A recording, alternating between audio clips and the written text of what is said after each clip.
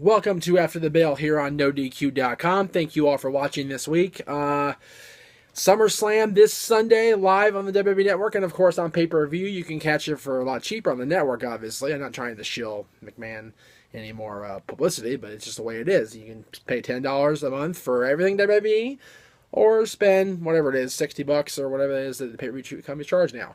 I'm watching on the network. I'm watching right here on the laptop because, well, the big TV's on the Olympics this week. So the last day of the Olympics, I can't ask the family to give up their not even biannual, but every 4-year summer Olympic viewing. So SummerSlam is forsaken for the big TV, but we'll watch it on the computer here screen. Dylan and I will watch. Hopefully, if I get back in time, I got to pick Dylan up Sunday. After the Bell this week is going to be very critical. A good contributor, a good friend of the show, Kayfabe Candy Ass, wrote a very interesting column on NoDQ.com leading into this weekend's pay-per-view about the seemingly lack of effort put into the go-home shows of WWE. And what I mean by that is the last shows they air on, in this case now, the USA Network prior to their big pay-per-view offerings. I think that's a big problem this week. I mean, you've got Raw and SmackDown here with a lot of results on WWE.com. I'll show you. They pointed it out right here. But not a whole lot really happened, I don't think. The main ideas, if you will, the main topics of Raw were the Rusev Roman Reigns angle, which started the show with Rusev demanding an apology from Roman Reigns after the cake thing the week before. And then it led to a match. Even though they're going to fight on Sunday for the U.S. Championship, we saw Roman Reigns and Rusev in the ring one-on-one on Monday Night Raw. Now, for me, I don't care about seeing this match Sunday now. I mean, yeah, it's for the championship, and we did talk about it on NoDQ.com's preview show with Aaron, of course, that we may be totally wrong in the fact that they made Roman look strong because they're going to have Rusev go over at the pay-per-view, or at least retain the championship, as I said, some sort of chicanery, shenanigans, whatever you want to call it. But literally, it started the show, ended the show with the Roman Reigns Rusev angle, and it's not even for the Universal Championship. It's for the United States Championship, and it's more of a personal battle than it is over a championship. Now, for me, if I'm booking Raw Monday night, and I have Seth Rollins scouring the city for the Demon King, not Kane, King, not Kane, I would have that be the final thing we see, is the demon emerges from his shadows and comes face to face with Seth Rollins, and they just have at it for a few minutes. It was an awesome segment, don't get me wrong, but many people on the internet have pointed out that they kind of blew their wad by doing the Demon King on Raw instead of waiting for SummerSlam. I completely disagree with that. I feel that the casual viewer, and I know that more people are core viewer than casual viewer now that watching Raw and SmackDown these days, but the people that don't necessarily buy their network subscription for $10 a month or whatever the hell it is, $9.99, don't know what the aura of the demon really is. They've seen bits and pieces on YouTube and snippets here and there over Prince Devitt, Fergal Devitt's, Finn Balor's history, but they got to see exactly what Seth Rollins is dealing with this Sunday in Brooklyn by Finn coming out as the demon. I'm not going to say Demon King because I think that's stupid. He's the demon. You know, there's Demon Kane and then there's the demon, and Finn Balor is the demon. And it was an interesting segment. I liked Seth's tweet after, comparing, the two of them, talking about Devitt versus Black and referencing their history in the independent circuit. This is going to be something. I'm looking forward to it very much. I talked about it on the SummerSlam show with Aaron that we did. This is probably the match I'm looking forward to the most on the pay-per-view, even more so than Lesnar Orton. And we saw Brock, of course, with his infamous I don't give a shit about your kid segment with Heath Slater. I I found myself enjoying that, and I don't usually enjoy Brock stuff because I'm not a fan of Lesnar per se. But that segment, it showed that when he needs to, when it's short and concise and to the point, Lesnar can talk. He can get his point across, and he can put the fear of Brock in you. And poor Heath Slater, what a week he had. He faced both Brock Lesnar and Randy Orton this week, got his butt handed to him both times, and still has no contract because when he was in his stupor on SmackDown and was offered a contract from Shane and Bryan, he confused them for Mick and Stephanie. So, and it just, I guess, just irked Shane, but storyline wise. But again, Heath Slater goes another week of that contract, so he will not be part of SummerSlam unless he crashes the party, the biggest party of the summer, if you will. Let's see what else happened on Raw. We saw the New Day come out and defeat the Dudley Boys in pretty convincing fashion, I thought. And then Dr. Anderson, Dr. Gallows had a match. They defeated the Golden Truth. Those two teams are headed for SummerSlam. The question with that, after we saw Raw, is what will the condition of the New Day be going in? Because they seem fired up. They seem intense. They seem like they're ready to go, but they're still one guy short in terms of their beliefs and their standards, because the New Day's always had the 3-on-2 advantage, and that was the whole reason Gallows Anderson attacked Big E in the first place, was to write him out of the picture. Now, will Big E interfere in some way against the New Day or for the New Day and cost them the championship? I think, like I said on the No DQ Predictions show, we will see new tag team champions, but I liked the build for this match on Raw Monday. Both teams were solid in their matches, and both teams got their point across. It was very well done. I can't decide if I like the Enzo and Cass Jeri-ko feud. It was okay on Monday, but it ended up being just a big, almost a schmoz, because disqualification win for Big Cass, but Owens and Jericho laid out Enzo and Cass. And again, how many times can Enzo and Cass get laid out before they're going to show themselves as a dominant team? They keep getting beat up, and I get they're the underdog, especially Enzo. They have to fight from beneath to really get their point across. But for me, I would rather see them be on equal footing with Jericho and Kevin Owens, and hopefully a win on Sunday will do just that. The Shining Stars, Primo and Epico, get another win. They defeated the Primetime Players after they imploded. They reunited this week on Raw. Darren and Titus did. And then they imploded because of miscommunication on Darren's part. And then Titus gave him the Clash of the Titus. So I would like to see Darren and Titus added to even just the pre-show Sunday to give them an awesome, one more shot blow-off match between the two before they move on to greener pastures apart from each other. Charlotte showed that she is ready for Sasha Banks in more ways than one. She defeated Alicia Fox in, again, convincing fashion, much like the New Day did Dudley Boys earlier. And then she called Sasha to the ring. Sasha came in, and even though Dana's banned on Sunday, she wasn't banned on this past Monday. And Dana and Charlotte just laid Sasha out, and Charlotte stood tall over the reigning women's champion. Raw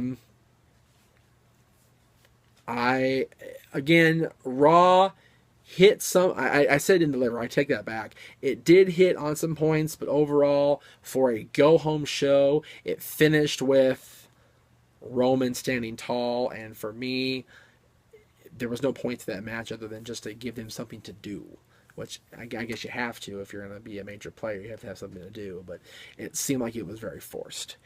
Over on the SmackDown side, we saw a unbelievable Miz TV segment. Brian, on Talking Smack, pointed out that he'll never have Miz TV on SmackDown again as the GM and blah, blah, blah. But once they got the microphone away from the Miz, and it was just Ziggler, and it was just Ambrose, especially Ziggler, these two guys told a great story just with their words. I know storytelling is done by words or by written word, but bear with me here. Mick Foley compared Ziggler's moment to a Austin 316 moment, which was, if you can believe this, 20 years ago this year. But Ziggler drove his point home with blunt force trauma and then just super kicked Ambrose's jaw off his face.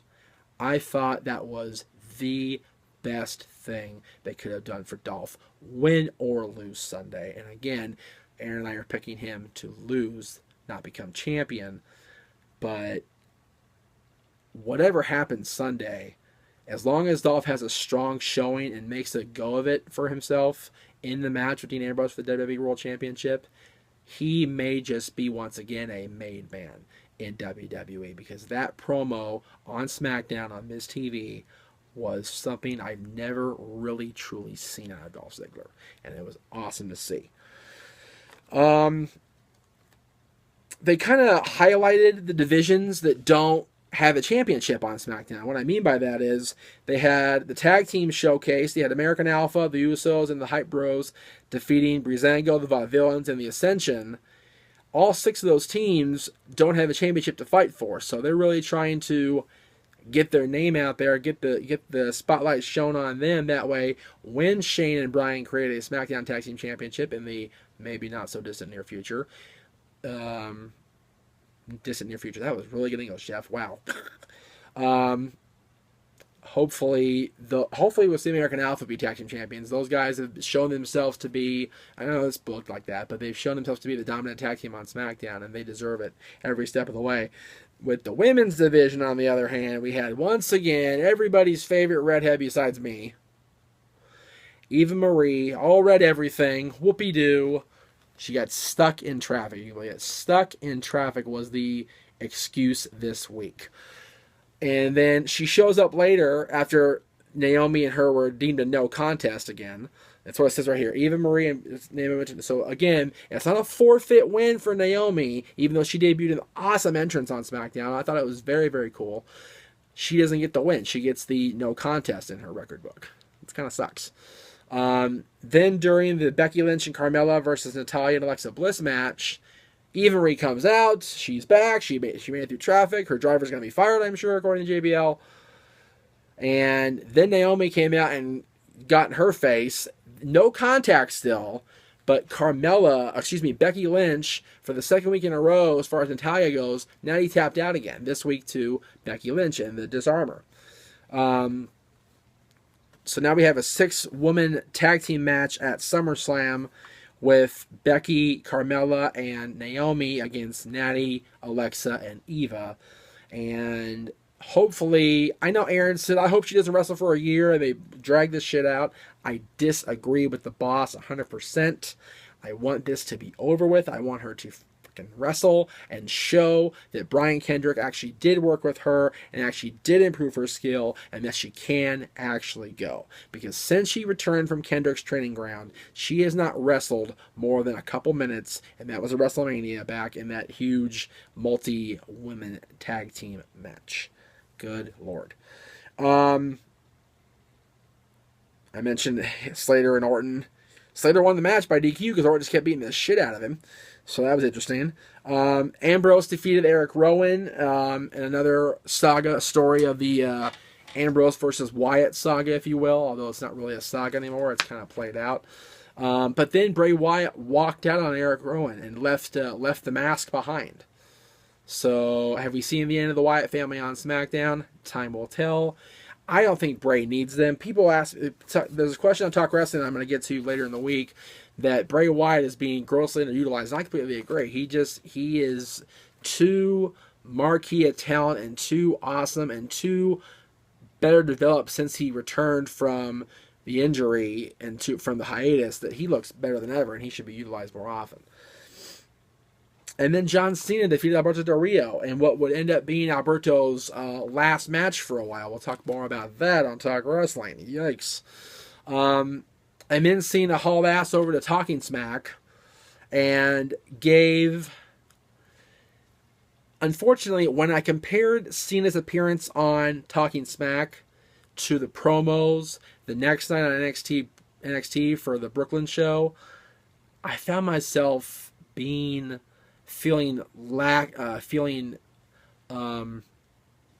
like something was missing with John Cena. Yes, John is passionate about the product. Yes, John is passionate about WWE. But you could tell he was hesitant to say the word wrestling more than once.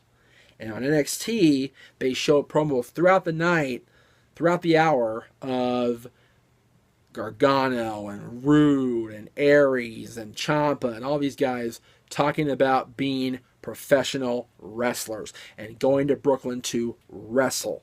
And that shows me 110% why Triple H is a much better booking strategist than Vince McMahon. Vince McMahon thinks wrestling is a dirty word. It's been said many, many times over the years, and this week is no exception. His talent on Raw and SmackDown hasn't even mentioned the W word. Yet the guys in NXT are just, yeah, wrestling, we're going to wrestle it. And it's like, what the hell? Having said that, NXT came up short this week, I feel.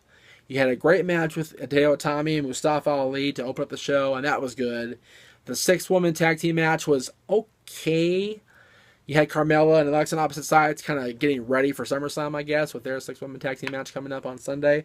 We saw the in-ring debut, as far as I know, of Mandy Rose, and she was okay. I still am not a fan of their character. I think she's way too Eva Marie, even for Eva Marie's sake. And even Corey Graves even pointed out the comparison on commentary between the two. The fact that, she's almost as good as Eva Marie, but not quite. It's like, okay, if you're not as good as Eva Marie, go back to the Performance Center and work on your shit. But Mandy actually wrestled. She actually looked pretty good. I love it. Right after Aaron and I film this week, giving our Takeover predictions preview show, it's announced by Regal that Ember Moon will face the girl we thought he was going to face, Billie Kay. Billie Kay came in demanding the match to take over, and Regal goes, all right, you got Ember Moon.